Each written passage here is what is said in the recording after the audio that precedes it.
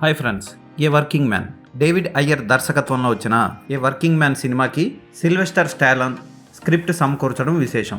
2014లో release అయిన live on స్ట్రేడ్ అనే ఒక నవల ఆధారంగా ఈ సినిమాని తీశారు. జేసన్ స్టాథమ్, మైకేల్ పీనా, డేవిడ్ హార్బర్ నటించిన ఈ సినిమా ఎలా ఉందో ఇప్పుడు చూద్దాం. లివాన్ కేడ్ ఓ కన్స్ట్రక్షన్ కంపెనీలో వర్క్ చేస్తూ ఉంటాడు. అతను రాయల్ మెరైన్ కమాండోగా వర్క్ చేసి ఉంటాడు. ఆ పని మానేసిన తర్వాత కన్స్ట్రక్షన్ టీంలో జాయిన్ అవుతాడు. ఆ కంపెనీ ఓనర్కి అతనంటే చాలా ఇష్టం, చాలా క్లోజ్ కూడా. ఆ కంపెనీ ఓనర్ కూతుర్ని కొంతమంది కిడ్నాప్ చేస్తారు. రష్యన్ మాఫియా వాళ్ళు హ్యూమన్ ట్రాఫికింగ్ చేస్తూ ఉంటారు.